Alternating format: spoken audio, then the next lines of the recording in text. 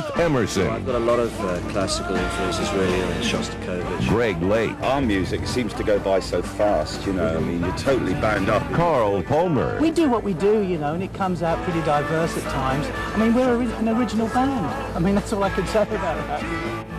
Karen Jones goes backstage with Emerson, Lake and Palmer. Thursday on 13 News at 11.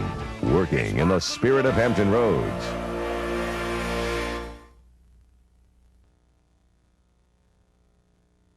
We're talking to, are we rolling? Yeah, man, go for it. Yeah, we're rolling. Okay. Why now? Why are you guys getting back together now? Well, it started with a film score. You know, we were asked to do a film score, and we started to write the music for it. But after 3 or 4 weeks, we'd accumulated such a vast amount of material that when the record company heard it, they just said, "You're silly not to put out an album." So that then became Black Moon. We just carried on recording, and when it was done, it was sort of obvious thing to go out and play it, you know. And we're having a great time around here. It's fun. How does it feel to be check back? the mic. Check the mic. 1, 2, 1, 2. This goes on. Turn it off. No, you're fine. I'm fine. I'm on. Hit it. Okay. What does it feel like being back together? It's exciting. It feels very fresh. It feels like it's always been. You know, we always had a great time, and the last things we did together were in Canada with the orchestra. Played in front of 78,000 people. That was the last time we actually played, which I think was like late '78. Yeah, it feels marvellous coming back, you know, because things have changed. There's more technology available to us now, and obviously the band can sound a lot bigger. You know, we didn't have MIDI when we left off, so keyboards are just another world. It's exciting and it's fresh, and I think we came back in like a kind of natural way. You know, we weren't kind of forced back. We sort of slid back into something which is the band easily. And with a mutual friend of ours, which is Greg said, is Phil Carson. You know, we'd known him for 20 years, so him getting us together and saying, "Hey, try this," it's kind of organic, you know. Keith, tell me a little bit about Aaron Copland. I mean, I hear your stuff and I go, Billy the Kid, that's here for another bit. So tell me about him influencing you. Well, I've got a lot of classical influences really, and Shostakovich and Bartok.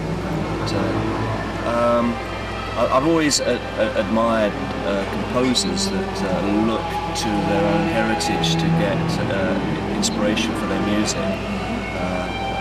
Copland used a lot of American folk music and derived a marvelous style from that, as Vaughan Williams did with English folk music. And this band has always tend to sort of bow in the direction of you know, the European sources. We've always used that as our main influence, rather than looking to sort of like the black R&B sort of direction, which a lot of English bands from our generation used to do. You know, we felt it'd be much more natural to you know, to sing as we are and play as what we are. You know, Do you like hear this stuff in your head, and then how does it happen with you writing your music? Do you hear it in your head first, or does something just strike you? Does like would a picture strike you, and then you hear the music from it? Do you know what I'm saying? Where's it come from? Yeah, I don't know. It's very difficult to define the creative process, and it can happen at really odd times, and sometimes very first thing in the morning, you know, when you're very fresh. Yes, the idea can come to you and you're away from the instrument. I mean, I've written pieces and I haven't been near a keyboard. I've just wrote out the bar lines on a scrap bit of paper and waited to hear what it would sound like when I've got to a keyboard. Other times I could be improvising at the keyboard and come up with an idea and develop that. So.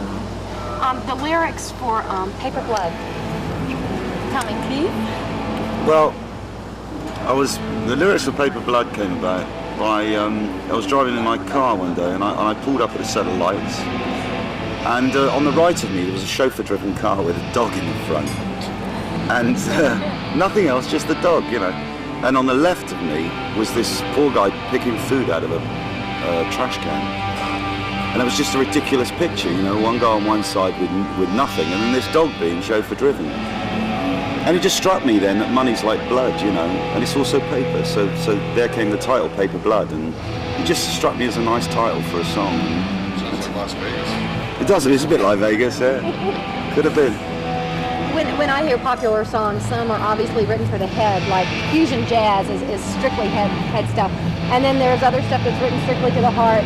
And of course there's a music written for the crotch. But you know, when I hear your music, and I've listened to it's true, when I've listened to your music for so many years, you like get all three of them at the same time. Like, do you concentrate on a little bit of head stuff, a little bit of sexy stuff, a little bit of or is it just like the... It's all crotch with us. I've never been involved in crotch rock, but I wouldn't mind. I mean, I'm open to suggestions. I can't really comment on that personally. Oh, is it just a chemistry? We do what we do, you know, and it comes out pretty diverse at times. I mean, we're an original band. I mean, that's all I can say about that, you know. I mean, stuff comes, we don't sit down and plan a single, we don't sit down and really go through a lot of like ideas, we just play and things happen, or someone has an idea and brings it in. It's never that preconceived what we do, you know. I personally think it's a lot simpler than that, the approach. Well, when we've been listening to your new CD, which is just really nice stuff. Gosh, you know, it's just great. You know, I'm hearing a lot of new stuff, and then there's like this underlying little tads of old things, or things that you go, oh yeah, look, there's a little brain salad surgery. There's a little bit of trilogy. There's this or that. Was that a conscious effort to include a little old but make it really new, or I mean, was that like something you had to strive at, or was that did that just happen? I think really, you know, we've had this said to us before about, you know, it being reminiscent of other albums. I mean, we ourselves think it's quite reminiscent of the early records we did.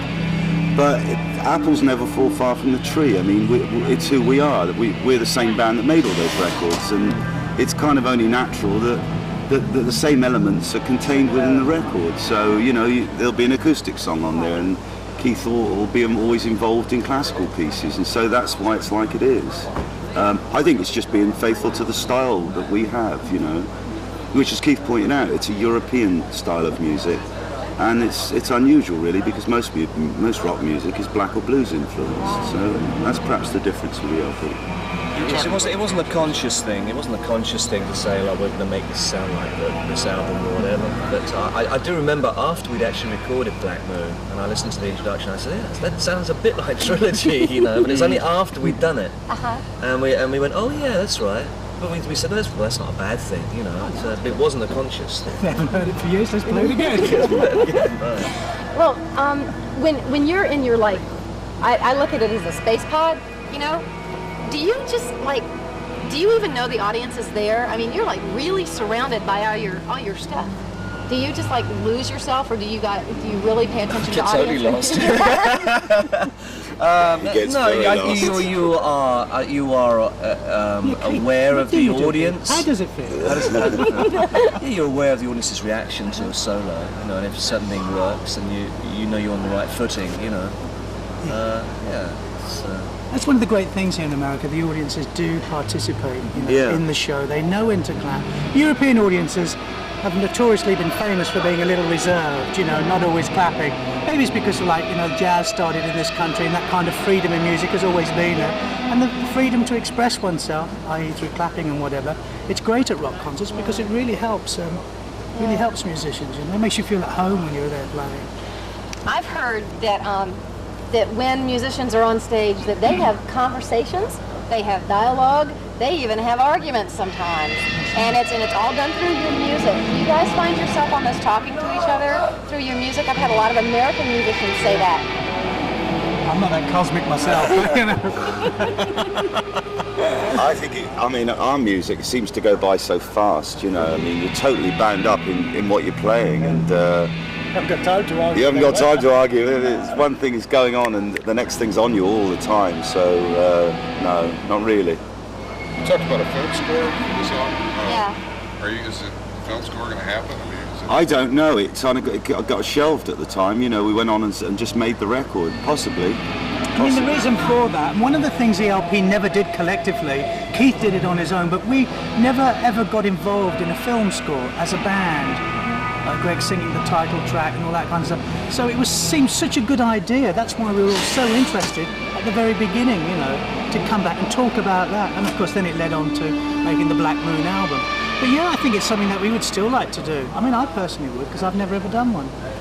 What about home video? I hear that there's a home video that's going to be made. Is that true? Home video. I mean, a thing, a collective thing of all yeah. your concerts and stuff. You can do that? It's in the process, yeah. It's being put together as we talk. So it feels good to be back together? Yes, it does. It's very exciting, and it's very nice to see all the audience there, you know. I mean, it's been a lot of years, and to see all the people come back, and it's a very warm feeling. Have you been getting good feedback? Because every time I say I get to interview Emerson, Lake and Palmer, everybody dies on the floor and goes, "Can I go hold the equipment?" You know, people are just really talking about this. Are you getting that kind of feeling? Yeah, it's a very warm feeling of you know, people glad to see us. Yeah. It is. Very touching, actually, you know, to look at been a it. long time, you know. But I think we've had, a very loyal following. It's been evident to, doing this tour and actually meeting them. And I mean, they've got programs from way back, which we signed. That's stunning when that turns up, isn't it? It is amazing, yeah. Well, is there going to be another album? Do we know, or you don't want to commit to that yet, or what? We're going to make another album. Yeah, we'll make another album. I mean, we consider this part 2 of the band. We just happen to have taken 12 years off, but this is part 2. Okay, so you're starting part 2, huh? Yeah, as long as it's fun, we're enjoying it now, and I think as long as we enjoy it, it's good. Welcome back. Playing smaller places like this is a lot more fun, or for you guys, as far as the sound, than the bigger arenas. Over a certain sort of capacity, it doesn't make much difference. Once you're above 5,000-7,000 people, but it pretty much, I don't look at it until. I mean, we always have this philosophy that we believe we're playing to one person, because each person out there is one person. To them, they're one person. So we don't look at it like that, really. The only thing I hate playing in very small places. I get very nervous. Yeah? I do, personally. I think you do too. We don't really Small audiences. Small audiences are very difficult. It's so intimate, watching every single. So you're shy, I'm quite shy. My wife saw you guys in West Virginia back in the 70s sometime in some small, I guess you were right on the floor or something. Yeah. She said, We started off in kind of high schools and colleges when we first came in, believe it or not. Really? These gigs don't really exist today, but that's how we started when we first came into America. I mean, I think the first gig we ever played here, we blew the power out the wall in this school. I remember we had to stop and things had to be fixed and this and that. is that the same synthesizer setup that It is you've all indeed. known and loved in the past? Yeah, it's the same. The original Moog synthesizer is there, yeah. I remember when that first happened, and everyone number one, couldn't pronounce it, number two, they were just fascinated. They had no idea what it was. Yeah, well, it wasn't designed for touring. I had to persuade Bob Moog to actually make one for me to tour with. Did they catch on? Yes, they do. What did I start? Okay, I think Anything else? I think We get a couple shots. okay. Talk to me, so everybody goes, God, she really did sit down and talk to me. I heard you guys were and what this is going to be just a couple of ways. The package that I will do is 2 minutes long, which is incredibly long for TV, and I do a lead and a tag, so it's like 2 minutes and 30 seconds. Your video, the video that we take tonight will be under the closing credits for the 11 p.m. newscast. They'll do a 45-second read-over bite to promo this, and plus this will be promoted all week long when it runs next week. Come, be sure and watch backstage. So you're getting, a lot of bang for the buck, as they say in the business. That's good. So, and Brian and I said, we're going to load this puppy with music, because we really, want to get your music out, mainly because we're just like, it's my job, but we're major fans. Yeah. Before we actually played here in the Country's Town, why that wasn't set up that way? Because obviously that would have been a lot more helpful to us, as you appreciate. Oh, no kidding, because you could have sold tickets. Yeah. Yes, I just wonder why. Steve Bolton. Steve Barnett. Okay, thank you. And you just really weren't available to us. You were like far away, and I've been in LA interviewing people, and we just couldn't get together. Very good concept, this. It's fantastic. This backstage. Well, I've worked with Crosby, Stills and Nash and Melissa Etheridge and people like that, and people will tune in. You do Leon Russell. I mean, you wouldn't believe the. See, like behind the scenes, that kind of thing, rather than just on stage shots of formal interviews. Good at Where are you that. from? I'm from Virginia. I'm from Virginia Beach, born and raised. So I'm working in my hometown. It's a great place to visit. I mean, if you like seafood. Very pretty, yeah. Very pretty. Especially if school's out, right? Oh yeah, yeah. And School's not- out. Go to the beach.